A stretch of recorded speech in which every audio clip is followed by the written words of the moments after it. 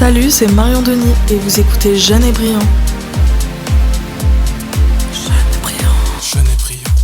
Un podcast qui met en lumière les jeunes, leur parcours, leurs envies, mais aussi leurs moments de vie. Jeune et Brillant. Jeune et Brillant. Arthur, bienvenue sur Jeune et Brillant. Merci beaucoup d'avoir accepté de venir sur cet épisode où on va parler un petit peu de toi, de ton parcours. Est-ce que tu peux te présenter, s'il te plaît ? Oui, bien sûr. Déjà, bonjour. Bonjour à toutes les personnes qui nous regardent ou nous écoutent. Merci beaucoup pour ton invitation. Avec plaisir. Alors, comment me présenter ? C'est toujours un peu compliqué, l'exercice. Je m'appelle Arthur, j'ai 24 ans et j'habite en région parisienne depuis ma naissance, en fait. J'ai toujours été en région parisienne. Ok. Et tu fais quoi dans la vie ? Alors, ça aussi, c'est une question assez large. Qu'est-ce que je fais dans la vie ? Alors, actuellement, je fais une thèse de doctorat en sciences de l'information et de la communication. Ok. Et en parallèle de ça, ça fait bientôt 1 an... Ça fait plus d'1 an et demi maintenant. Le temps passe vite. Ça fait plus d'1 an et demi que j'ai lancé mon activité entrepreneuriale en communication, intelligence artificielle et handicap pour aider les travailleurs indépendants handicapés à vivre de leur activité en préservant leur santé. Ok, trop bien. Et moi, si je t'ai invité aujourd'hui, c'est pour parler un petit peu de neurodiversité et de ton parcours un petit peu scolaire. C'était comment, toi, ta scolarité ? C'était en région parisienne, du coup ? Oui. Ma scolarité, c'était en région parisienne, effectivement. Et comment, j'imagine que tu veux peut-être évoquer la question de mon adaptation. Ouais, exactement. D'accord. Alors, on va dire que moi, je suis assez... je suis peut-être un contre-exemple dans la mesure où, en fait, moi, mes diagnostics, je les ai eus en post-bac. Ok. Donc, toute ma scolarité, je l'ai faite, entre guillemets, à peu près normalement. Mais on a compris, en fait, après coup, que pendant ma scolarité, j'avais beaucoup compensé, on va dire. Ok. Mais j'ai pas eu d'aménagement spécifique de ma scolarité jusqu'au baccalauréat, en fait. Ok, d'accord. Donc, en fait, t'avais pas d'AESH avec toi, personne n'était au courant, même toi, t'étais pas au courant, en fait. Et c'est quoi ton diagnostic, si tu veux bien nous dire ? Alors oui, j'avais pas d'AESH. À l'époque, je savais même pas ce que c'était une AESH. Ouais. Je dis une parce que la plupart sont des femmes. Oui. Mes diagnostics, je les ai eus ma deuxième année de post-bac. Donc, il y a maintenant un peu plus de 4 ans. Et en fait, on voyait avec mes proches que j'avais des manières de faire un petit peu particulières. On voyait qu'il y avait des choses qui pouvaient s'apparenter peut-être à un fonctionnement un peu différent, mais voilà, on ne s'est pas plus que ça posé la question avec mes proches. Et en fait, c'est en post-bac que j'ai eu mes diagnostics après 3 ans d'errance diagnostique où j'ai été renvoyé de spécialiste en spécialiste finalement. Tu voyais qui comme spécialiste, du coup ? Il y avait de nombreux spécialistes, c'était surtout des professions paramédicales pour faire passer des bilans. Et en fait, au bout de 3 ans à aller de spécialiste en spécialiste, j'ai fini par voir un médecin et il a posé le diagnostic du trouble du spectre autistique. Ok. Sans trouble du développement intellectuel. Ok. Puisque en fait, comme l'autisme est un spectre, on va dire que de mon côté, j'ai pas de difficultés ou de problématiques d'ordre intellectuel. C'est pour ça que je dis sans trouble du développement intellectuel. Ok, et c'est quoi un spectre? Est-ce que tu peux nous expliquer? Qu'est-ce que c'est un spectre? Justement, quand on parle d'autisme, dans les nouvelles classifications, que ce soit le DSM-5 ou la CIM, c'est les deux classifications en fait des troubles ou des problématiques psychiques. Ok. On parle de troubles du spectre autistique parce que les caractéristiques de l'autisme telles que définies dans les manuels de classification, il y a un certain nombre de conventions, on va dire, dans les manifestations du trouble. Mais on va parler d'un spectre parce que selon les personnes, en fait, le trouble va se manifester de manière différente. Et c'est pour ça qu'on parle d'un spectre qui va de l'autisme avec trouble du développement intellectuel jusqu'à l'autisme sans trouble du développement intellectuel. En fait, avant, on parlait d'autisme Asperger et d'autisme Neukener. Et, Ça existe plus, ça? En fait, stricto sensu, non. Dans les nouvelles classifications, on parle vraiment de troubles du spectre autistique. Justement pour montrer que c'est un spectre continu, avec à chaque fois les personnes concernées, chez qui les caractéristiques de l'autisme vont plus ou moins se manifester. D'accord. De manière plus ou moins importante. C'est pour ça qu'on va parler de spectre, justement. Ok. Donc toi, tu vis ta scolarité tout à fait normalement jusqu'au bac. Et qu'est-ce qui a été l'élément déclencheur qui t'amène justement à aller voir des spécialistes? Alors, l'élément déclencheur, je pense que ça a été une forme de curiosité personnelle, on va dire. Ouais. Je sentais qu'il y avait quelque chose à creuser et à voir. Et en fait, d'abord, j'ai vu une psychomotricienne, et ensuite, c'est comme ça que le parcours A commencé? le parcours a commencé, et que voilà, je suis rentré par cette porte-là, et ensuite, j'ai vu progressivement d'autres spécialistes, en fait. Ok. Et à l'école, ça se passait bien pour toi? T'avais compensé sur quoi, par exemple? Bah, par exemple, quand on parle de compensation, c'est tout ce qui va être en ce qui regarde la question de l'attention.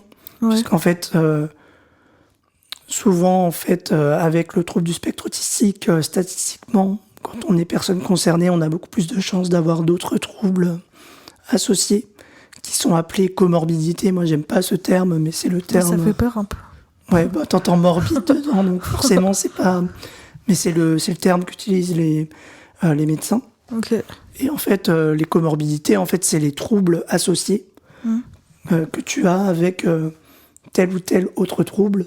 Et statistiquement, en fait, tu as beaucoup plus de chances quand tu as un trouble du spectre autistique d'avoir aussi ce qu'on appelle un trouble déficitaire de l'attention, avec ou sans hyperactivité.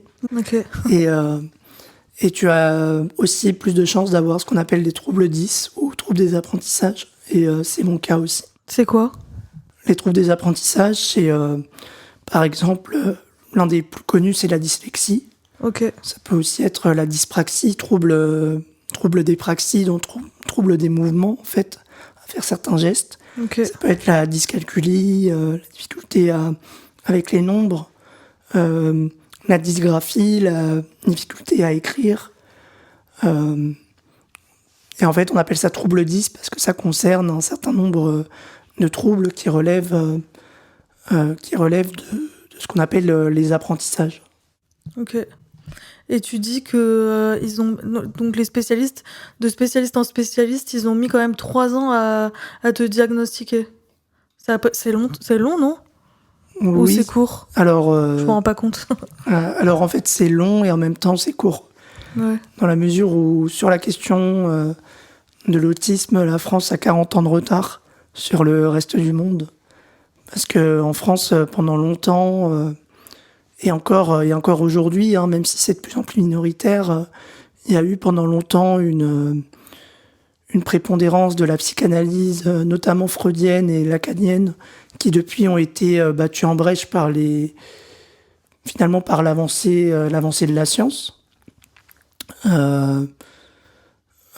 en fait, qui ont mené à un certain nombre de retards sur la prise en charge des personnes concernées, des personnes autistes en France. C'est à cause de la psychanalyse? Alors, moi, si ça a pris du temps, c'est pas à cause de la psychanalyse, Mais en France, en général, c'est à cause de ça? Alors, en général, je sais pas, mais ce qui est sûr, c'est que ce qui peut ralentir beaucoup le processus diagnostique, c'est la survivance et la prépondérance encore dans beaucoup. Alors, pas forcément beaucoup, mais parfois, on peut se retrouver face à des spécialistes qui vont avoir plus une approche psychanalytique. Ouais. Et en fait, ça va mener parfois à passer à côté de certaines choses ou à orienter les diagnostics plutôt vers telle chose plutôt que telle autre. Et en fait, la France a été attachée à la psychanalyse pendant très très longtemps. Et à titre personnel, si ça a pris autant de temps, c'est parce que les professionnels ne se parlaient pas entre eux. Ah ouais. Ça veut dire que... Ça, c'est un problème aussi. Oui, c'est un souci dans le sens où chaque professionnel me renvoyait vers un autre professionnel. Mais à aucun moment, ils se sont dit, en fait, on devrait travailler ensemble. Et Il y a même pas d'endroit où tu peux aller, où tu vois tous tes spécialistes le même jour, par exemple. ça, pour le coup, c'est arrivé, mais plus à la fin. Ok. À la fin de mon parcours diagnostic, je suis allé dans un cabinet pluridisciplinaire où, en fait, il y a plusieurs spécialistes. Ok. Et donc, ils ont fait les bilans, ce qu'on appelle les bilans groupés. Ça veut dire qu'ils ont fait des bilans ensemble, entre, par exemple, l'orthophoniste, la psychomotricienne, le neuropsychologue, etc. Ils ont fait un seul document. Ok, ça c'est bien. Oui, c'est bien, mais du coup, ça reste encore trop rare aujourd'hui en France. Et effectivement, quand on en parle comme ça semble, entre guillemets, évident. Mais ça l'est pas du tout, en fait. Ouais, et j'imagine, en plus, toi, t'as de la chance d'être en région parisienne. J'imagine que en ruralité, ça doit être encore pire. La prise en charge, elle doit être encore plus difficile. Oui, alors je dirais qu'en région parisienne, effectivement, j'ai de la chance, en tout cas j'ai l'opportunité d'avoir un certain nombre de spécialistes qu'il n'y a pas forcément en dehors effectivement des grandes aires urbaines et des grandes villes. Finalement, la question que tu poses derrière, c'est aussi la question des déserts médicaux. Ouais, totalement. Ou ce que le législateur appelle les zones sous-denses. C'est un beau terme technique pour dire qu'il n'y a pas assez de professionnels. Aujourd'hui, je crois qu'il y a 83% du territoire français qui est considéré comme une zone sous-dense. Et même la région parisienne, elle y échappe pas. Ah ouais? Mais on est quand même moins mal lotis que dans la ruralité, c'est vrai. En province, des fois, pour avoir un rendez-vous médical, il faut attendre plusieurs mois. Alors qu'à Paris, ça va, c'est plusieurs semaines. Pour le coup, ça dépend vraiment. Dans le sens, ça dépend par quel canal tu passes. Ouais. Moi, par exemple, pour avoir mes diagnostics, je suis passé exclusivement par le privé. Parce que les rendez-vous à l'hôpital, c'était pris en charge, mais je devais attendre 6 mois, 7 mois, 8 mois. Mais ça a dû te coûter très cher alors? Effectivement, c'est un coût. C'est un coût. Après, je jette pas du tout la pierre vis-à-vis de l'hôpital public. Si j'avais eu la possibilité, je serais passé par le public. Ouais, mais à force d'attendre, en fait, au bout d'un moment, tu me dis, bon, effectivement, ça coûte peut-être un peu cher, mais au moins, t'es sûr que le mois suivant, t'as le rendez-vous. Ouais. Tu penses que ça aurait mis plus de 3 ans si t'étais passé uniquement par le public? Par le public, je pense que par le public, ça aurait pris la même durée. Mais les rendez-vous auraient été beaucoup plus distants les uns des autres. Ouais. Là, ça a vraiment pris 3 ans parce que chaque spécialiste m'a renvoyé vers un autre spécialiste. Ok. Donc voilà. Ok. Donc tu démarres un petit peu ta vie d'adulte, si j'ai envie de dire, avec ce diagnostic, et tu fais des études à côté en même temps. Tu t'as fait quoi comme études? En ce qui regarde mes études, j'ai j'ai obtenu mon baccalauréat littéraire en 2017. Ok. Je suis l'avant-dernière année où on parlait encore des séries S, ES et L. Tu m'interrogerais sur les nouvelles séries aujourd'hui, je pourrais pas te dire. Enfin, bref, il y a plein de trucs. Je me sens déjà dépassé, tu vois. Donc j'ai eu mon baccalauréat littéraire. Ensuite, j'ai fait 2 années de classe préparatoire littéraire aux grandes écoles. Ok. Donc Hippocagne et Cagne. Tu l'as fait où? Je l'ai fait, je l'ai fait en région parisienne. En fait, je l'ai pas fait à Paris, je l'ai fait à Meaux. Ok. Euh, Quoi, tu rigoles, Mo, ça te fait rire? non, mais ça me fait rire parce que Parce que c'est la ville de Jean-François Copé. alors, alors pour le coup, non, je pensais même pas forcément à ça, mais c'est juste que souvent Moi, les ça gens, me fait toujours penser à ça. Je pense toujours à lui. oui, au moins c'est pas mal, mais souvent les gens savent pas la placer sur une carte, donc ça me fait rire en fait. Moi, je vois à peu près parce que je travaille à Montrouge. Ah, d'accord. Donc c'est pas très loin, je crois. Alors c'est quand même un petit peu loin, mais C'est dans le sud du 92, non? C'est non, pas ça? non, Ah, ok. Meaux, c'est dans le Ok. 77 du coup. Ah, ok. J'étais persuadée que c'était dans le 92, je sais pas pourquoi. Ok. Donc du coup, tu fais Cagne, Hippocagne, à Meaux. Ouais. Et est-ce que là, t'es diagnostiqué ou pas encore? Je suis en cours de diagnostic. Ok. Donc j'ai commencé à avoir des aménagements d'épreuves en 2e année, donc en Cagne. Ensuite pour les concours que j'ai passés pour l'École normale supérieure de Lyon, que j'ai pas eu, mais grâce à mes équivalences, en fait quand t'es en prépa, t'as des équivalences universitaires. Ouais. Je suis passé en 3e année de licence à la Sorbonne en histoire. Ok.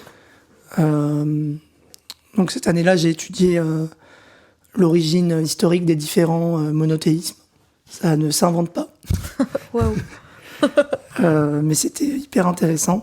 Ok. Mais en fait, au bout de 3 ans, j'en avais un peu marre finalement du théorique. C'était hyper intéressant, hein, mais j'avais envie de voir un peu le terrain, comment ça se passait sur le terrain.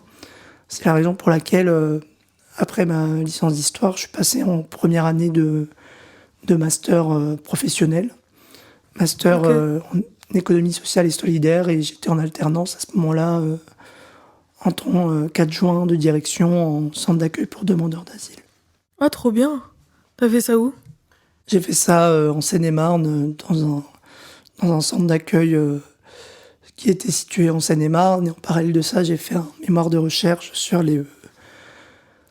l'intégration des bénéficiaires de la protection internationale en France. Ça veut dire ceux qui obtiennent le statut de réfugié ou qui ont ce qu'on appelle la protection subsidiaire au regard du droit européen et des conventions internationales. Ça devait être super comme expérience. C'était... T'as bien aimé? on va dire que c'est très apprenant. Ouais. C'était très apprenant. C'est intense, non? C'est intense et en même temps, moi j'étais dans une position peut-être pas la plus évidente, on va dire, parce que j'étais un peu l'interface entre la direction et les travailleurs sociaux. Ok. Donc entre le stratégique et l'opérationnel, et c'est pas une position évidente à avoir. Et donc voilà, là j'y suis resté à peu près 1 an. Ok. Et après en master 2, je me suis spécialisé en ingénierie de la protection sociale. Et en parallèle de ça, j'ai changé de lieu d'alternance puisque je suis passé expert en action sociale à la Caisse d'allocation familiale de Paris. Ok. J'avais en charge tout ce qui était relations partenariales et contrôle en fait du fait que les sommes qui étaient allouées aux partenaires de la CAF pour mener des actions en faveur des jeunes à Paris soient bien exécutées en fait. Ok. Donc il y avait pas mal de relations publiques à faire et en parallèle de ça, j'ai fait un 2e mémoire de recherche sur les évolutions de l'organisation de la sécurité sociale et son adéquation ou non avec les demandes de la société. Et ce mémoire-là a été publié il y a quelques semaines en ligne sur les archives du CNRS. Ok, trop bien. Et moi, ce dont je voulais parler avec toi, c'est donc quand pendant tes études, t'as des aménagements. Donc tu en parles tes professeurs sont au courant de ton diagnostic. Est-ce que tu en parles à tes camarades? Pour le coup, ça va vraiment dépendre. Ça va dépendre dans la mesure où en prépa, je me souviens pas forcément d'avoir parlé. J'en ai parlé un petit peu, mais pas tant que ça. Ouais. Et ensuite, en fait, quand le contexte ne s'y prêtait pas forcément, j'en parlais pas. C'est pas que je voulais pas en parler, c'est juste que je me dis, si le contexte ne s'y prête pas, j'en parle pas forcément, quoi. Ouais. Et t'avais quoi comme type d'aménagement? C'était des aménagements, entre guillemets, assez simples. Le tiers de temps supplémentaire pour faire les épreuves, l'utilisation d'un ordinateur Ok. pour passer les différentes épreuves. Ok. Et pendant tes alternances, du coup, t'avais des aménagements aussi ou est-ce que t'en parlais Oui, j'en ai parlé pendant mes alternances, effectivement. Entre-temps, j'ai eu la reconnaissance qualité travailleur handicapé, la RQTH, après avoir fait un dossier auprès de la maison départementale des personnes handicapées, la MDPH. Et ça change quoi, ça? Bah ça change que théoriquement, en fait, l'employeur, à partir du moment où il embauche une personne RQTH, c'est compris dans son taux d'obligation d'emploi. L'obligation d'emploi en France, elle stipule que 6% de l'effectif d'une société supérieure à 20 salariés doit être constitué de personnes en situation de handicap, donc ayant la RQTH ou un statut similaire, en fait. Ok, mais toi, ça te change rien? Bah, ça me change dans la mesure où, on va dire que je peux avoir, dans certains cas, des autorisations d'absence Ok. pour des rendez-vous médicaux et tous les ans, j'ai 300 €, je crois, en plus sur mon CPF en raison de la RQTH. Pas mal, ça. Oui, c'est pas mal, mais après, en fait, ça change surtout pour l'employeur. Ouais. Mais d'un autre côté, effectivement, avoir la RQTH, ça permet aussi plus facilement d'obtenir des aménagements de poste. Ouais, comme Donc, des horaires aménagés, des trucs comme ça, non? Des horaires aménagés, des choses ergonomiques, par exemple un siège. Enfin, moi, j'en ai pas eu besoin, mais par exemple, ça peut être un siège spécial avec une assise spéciale. Mais moi, j'en ai pas eu besoin, mais effectivement, ça... T'as pas demandé? Alors, c'est pas que j'ai pas demandé, c'est que la médecine du travail a dit que c'était pas nécessaire. Ah, dommage. En fait, moi, dans ma situation, j'en avais pas forcément Ouais. besoin Ok. d'un spécifique. Mais effectivement, la RQTH peut tout à fait aider, en fait, à obtenir les aménagements. Et pour l'employeur, ça lui permet d'impacter positivement la contribution qu'il verse à la GFIP s'il ne respecte pas l'obligation d'emploi, en fait. Ok. Et est-ce que est-ce que ton diagnostic, par certains aspects, t'as pas eu des avantages à l'école, par exemple? Enfin, dans tes études. J'ai l'impression que t'es très brillant. Est-ce que ça fait partie aussi de ton diagnostic de compenser justement intellectuellement? Alors, pour le coup, je l'aurais pas forcément formulé comme ça. Désolée mais, si je suis maladroite. Ah non, du tout. Mais effectivement, je pense que ça doit avoir joué le fait, voilà, d'avoir compensé, ça a dû compenser en fait un certain nombre de difficultés liées aux différents diagnostics, par exemple la fatigabilité. Mais ce qui a surtout joué finalement, c'est, je pense aussi l'éducation que j'ai pu recevoir sur le fait que c'est important de travailler à l'école. Donc en fait, peut-être que je passais plus de temps que d'autres à travailler sur mes cours, ou etc.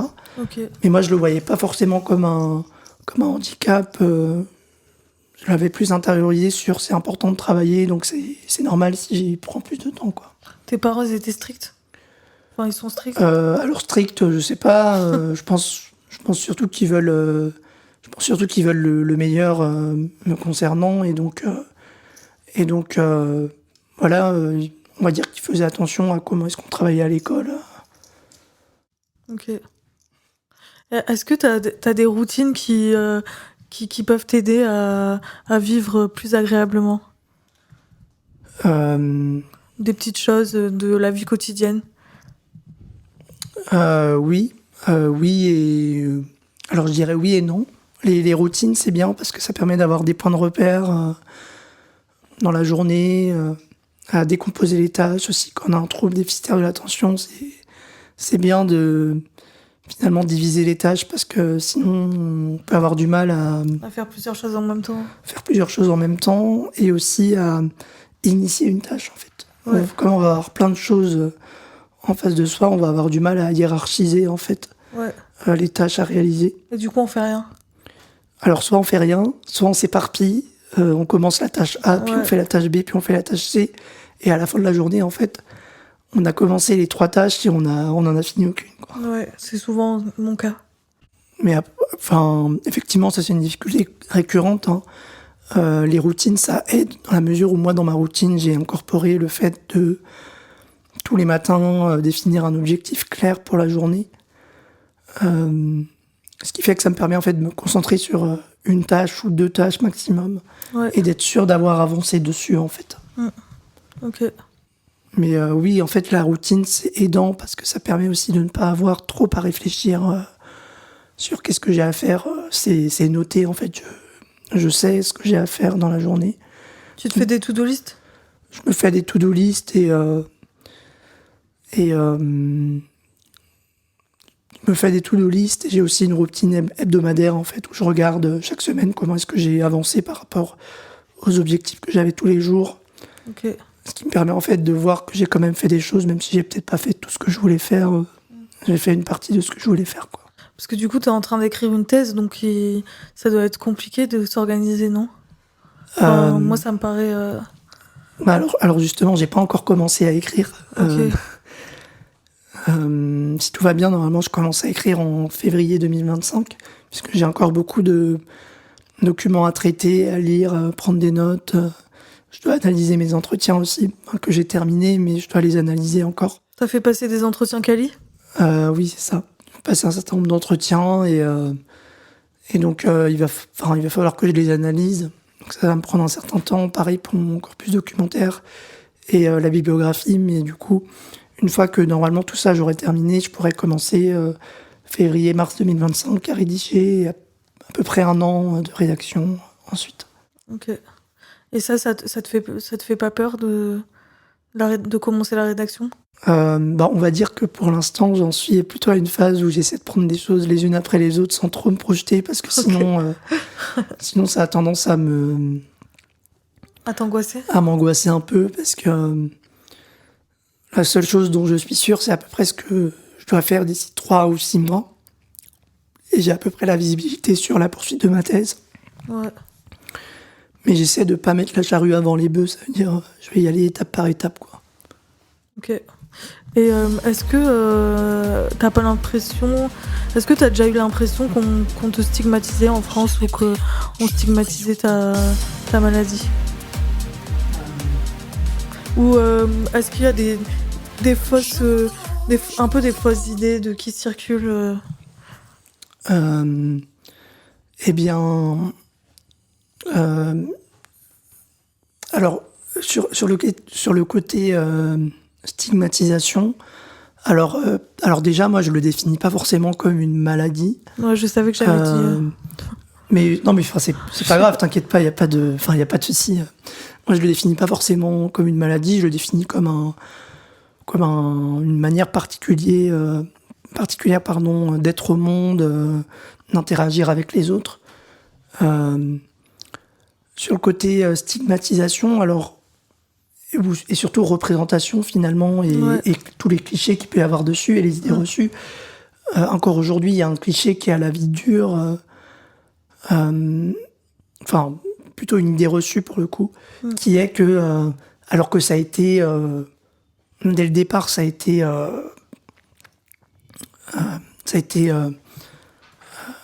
dénoncé par les scientifiques, etc., de dire que l'autisme serait la conséquence de certaines choses, de certains vaccins par exemple. Et ça, pour le coup, c'est faux. On a beau le répéter, il y a toujours des personnes... Qu'ils le disent encore ? Il y a toujours des personnes qui le disent encore, Ok. alors que c'est faux. Aujourd'hui, il n'y a pas de consensus, en fait, parmi les scientifiques pour dire ce qui pourrait expliquer l'autisme. Il y a des recherches qui sont menées, qui avancent, qui identifient des choses. Mais cette idée de faire un lien entre autisme et vaccination, ça c'est faux. Ça a été redit plusieurs fois que c'est faux, et pourtant c'est quelque chose qui a la vie dure, qui revient épisodiquement, alors que c'est faux en fait. Ok. Mais ça c'est plus au sens entre guillemets médical du terme, mais au sens social finalement. T'as souvent la représentation de... même la manière dont c'est représenté dans les médias, tu sais, que ce soit dans les séries, que ce soit dans les films par exemple. T'as l'image la personne autiste, elle est forcément forte en maths, elle est forcément hyper intelligente, alors que en fait ça va dépendre de chaque personne. Souvent les personnes, quand on leur dit autisme, ils vont dire ah bah super, tu sais coder, etc., t'es super fort. Bah Non. alors pour le coup ça peut être le cas, mais en fait ça va dépendre. Ouais. Il y a toujours ces représentations aussi beaucoup influencées par le film Rain Man par exemple, ou alors des représentations assez caricaturales qui sont véhiculées par un certain nombre de séries, par les médias, par exemple pour parler d'une série qui passe sur le service public. Je crois que c'est Astrid et Raphaël, je crois que c'est deux femmes qui font des enquêtes policières, il me semble, et il y en a une qui est autiste. Mais la manière dont c'est représenté dans cette série, c'est hyper caricatural, et en fait, ça dit pas...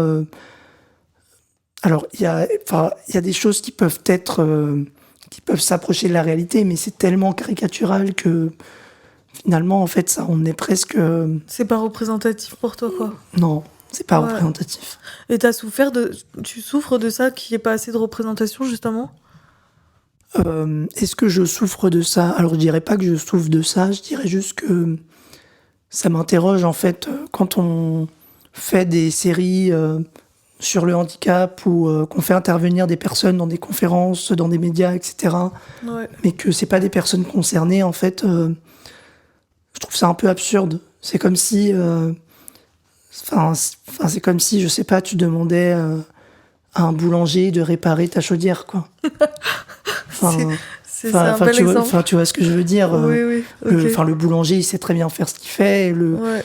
le chaudronnier aussi, il sait très bien faire... non, pas le chaudronnier, mais bon, bref, tu m'as compris. Ouais, c'est bon. Chacun sait faire ce qu'il sait faire. Et souvent, en France, en fait, on parle souvent au nom des personnes concernées. Et on laisse très peu la place aux personnes concernées pour s'exprimer. Aujourd'hui, il y a des initiatives qui se mettent en place. Je pense notamment aux médias Petite Mue sur la question du handicap invisible, par exemple. Dont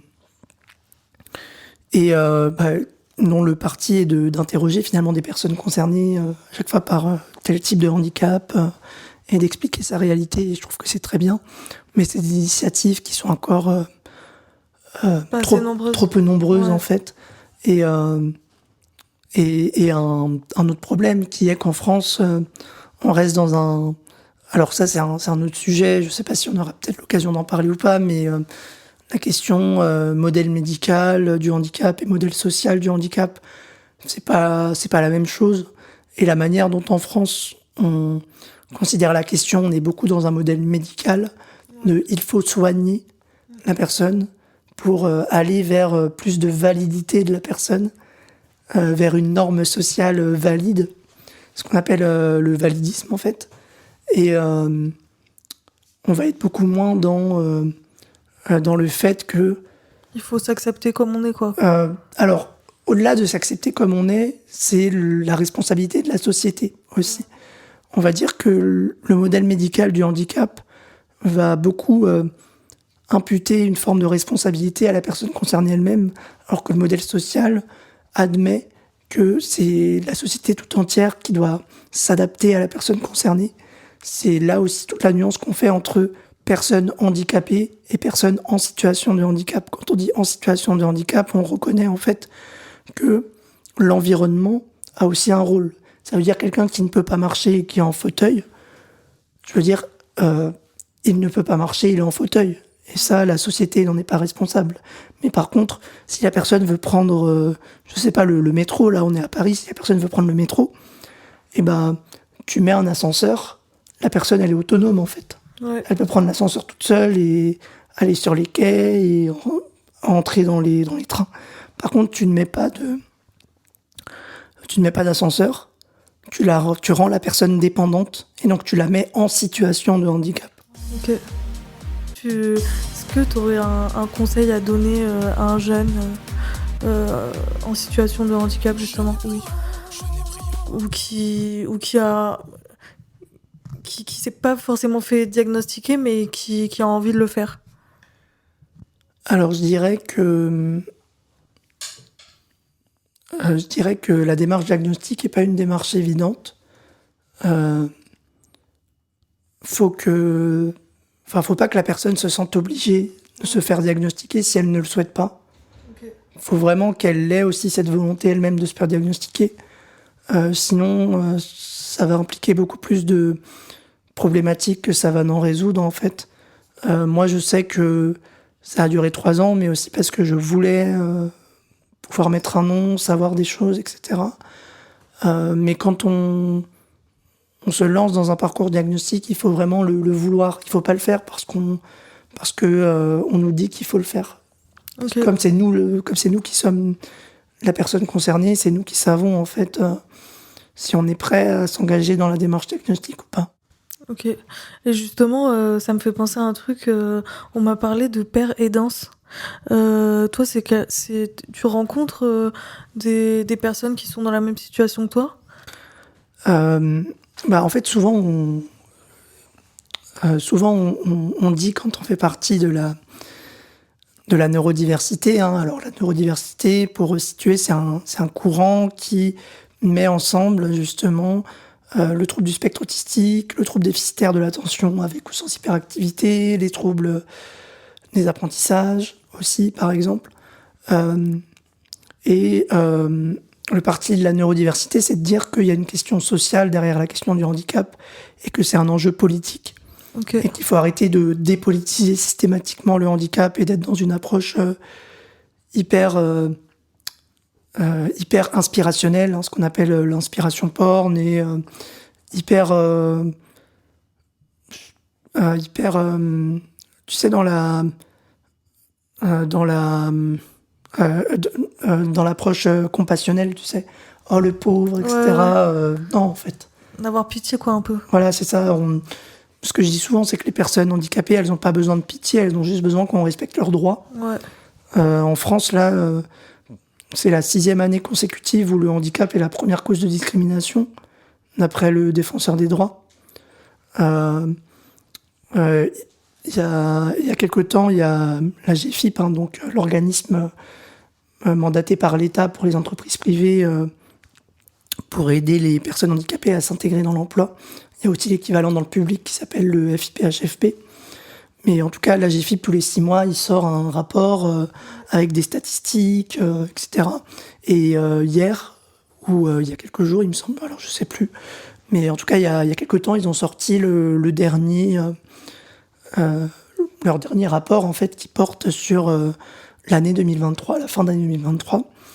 Et quelque chose qui est très parlant, c'est que en France, il y a, d'après ce rapport, 3 millions de personnes en situation de handicap, donc qui ont une reconnaissance administrative. Mais si on croise les sources, par exemple, si on regarde les chiffres clés de la Caisse nationale de solidarité pour l'autonomie, de la CNSA, qui s'occupe des questions de dépendance, ce chiffre serait plus autour de 12 millions de personnes en France, ce qui est quand même assez énorme. C'est énorme. Et dans les 12 millions, on ne prend pas en compte justement que les personnes qui ont une reconnaissance administrative, étant donné que le dossier il est compliqué à faire, etc. Ouais. Donc 12 millions de personnes. Le rapport de la GFIP dit aussi que le taux d'emploi direct, ça veut dire, tout à l'heure je parlais de l'obligation d'emploi de 6% pour les entreprises, actuellement en France il est à 3,5%, alors que l'obligation d'emploi elle existe en France depuis 1975, voire même un petit peu avant. Ah ouais? Je pensais que c'était beaucoup moins. En fait, effectivement, il y a la loi de 2005 qui va venir réaffirmer de manière très forte ce principe-là. Mais si vraiment on veut aller chercher un petit peu loin, on peut dire 1975, voire même un petit peu avant. Ok. Il y a aussi 1987, ce qui fait que voilà, c'est toujours pas suffisant à mon sens, et que par exemple, le taux de chômage des personnes handicapées est quasiment 2 fois supérieur à celui de la population générale. La population générale elle est à peu près à 7,3 ou 7,4. Et les personnes en situation de handicap, elles sont à 14%. Il y a beaucoup de discrimination à l'emploi pour les personnes en situation de handicap.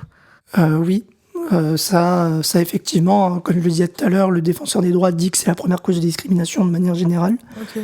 Et dans l'emploi, effectivement, il faut savoir qu'on n'est pas obligé de parler du handicap en entretien puisque c'est une cause de discrimination.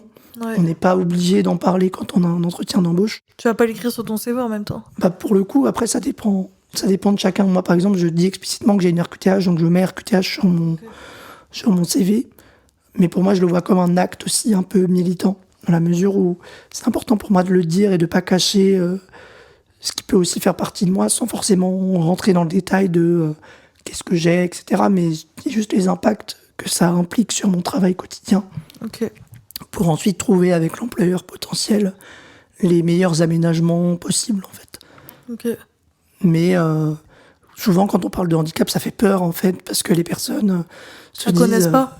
Ouais, elles connaissent pas, et souvent elles se disent « Ah bah non, c'est pas pour nous, c'est pour le milieu protégé, comme les ESAT, etc. » Alors que parfois, des aménagements simples permettent d'être en milieu, entre guillemets, ordinaire, même si j'aime pas cette expression-là, permettent d'être dans une entreprise, entre guillemets, normale.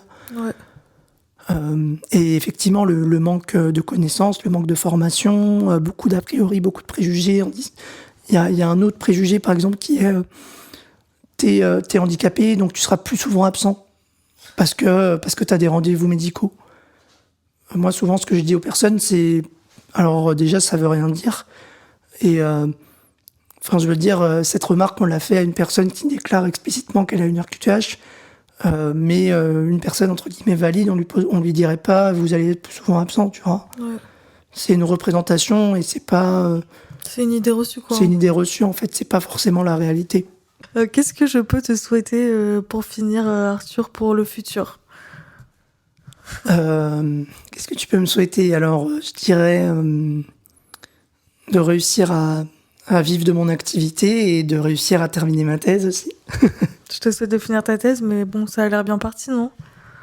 Oui, alors oui, mais on va dire que ça dépend des jours. Parce Ok. que il y a tellement de choses à faire que parfois on peut être amené à se décourager un peu, mais Ouais, j'imagine. et surtout que c'est sur du long terme, donc voilà, mais oui, je pense que je suis bien lancé. T'es en contact souvent avec ton directeur de thèse? Oui, moi je sais que je le vois assez régulièrement, une fois par mois quasiment. Ah, ça va. Mais après, ça va vraiment dépendre des directions, des suivis. Je sais que j'ai des collègues, ils voient leur directeur une fois par an. Bah ouais, c'est pour ça que je te dis ça. Moi, j'ai déjà entendu des amis qui me disaient qu'ils le voyaient jamais, donc ça, c'est sûr que ça doit être aussi décourageant. Bah oui, ce que je dis souvent en fait aux personnes qui me posent des questions sur la thèse, c'est déjà ne vous lancez pas sans financement, ne faites pas la même erreur que moi. Moi, au début, j'étais pas financé. Pendant 1 an, je me suis autofinancé avec la création de ma boîte. Ah ouais. Et après, j'ai obtenu un contrat doctoral en fait, qui finance ma thèse pendant 3 ans. Et en fait, se lancer dans une thèse, c'est pas anodin. Donc il faut vraiment être au courant des choses à développer, à faire. Trouver un bon directeur, un bon laboratoire, un directeur où vous savez qui sera disponible pour vous, qui se rapproche de vos thématiques de recherche, avec lequel vous vous entendez. Ouais. Parce qu'une thèse, c'est long, et c'est le directeur qui donne l'autorisation de soutenir sa thèse à l'oral. Donc c'est important, en fait, qu'il y ait une bonne relation qui puisse s'installer. choisir un bon laboratoire, une bonne école doctorale, une bonne université, réfléchir dès le projet de thèse à qu'est-ce que je veux faire après, est-ce que je veux plutôt travailler dans l'académique, sachant les difficultés de recrutement. Alors pas que personne ne veuille y aller, hein, c'est au contraire, il n'y a pas assez de postes, Ouais. il y a beaucoup de concurrence. Ou est-ce que vous voulez vous lancer dans quelque chose d'autre, par exemple, ensuite, et votre stratégie, elle sera pas la même, du coup, pendant votre thèse. Ok. Et le laboratoire, il met des aménagements. T'as des aménagements par le laboratoire ou pas? Alors moi, non, j'en ai pas spécifiquement, parce que quand t'es en sciences humaines et sociales, c'est moins vrai quand t'es en sciences dures. Parce que Ok. t'es plus en laboratoire, en sciences dures, à faire des manipulations, mais quand t'es en sciences humaines et sociales, souvent, tu travailles depuis chez toi, ou assez en solitaire, entre guillemets, donc t'as pas spécifiquement besoin d'aménagement. Ok, ça marche. Bah, merci beaucoup d'avoir répondu à toutes mes questions, Arthur. J'espère que ça t'a plu. Et je te dis à bientôt. Merci à toi, et j'espère que ça plaira aux spectateurs, aux viewers et aux auditeurs de ce podcast. Merci beaucoup pour tes questions. Merci. Jeune et brillant. Jeune et brillant.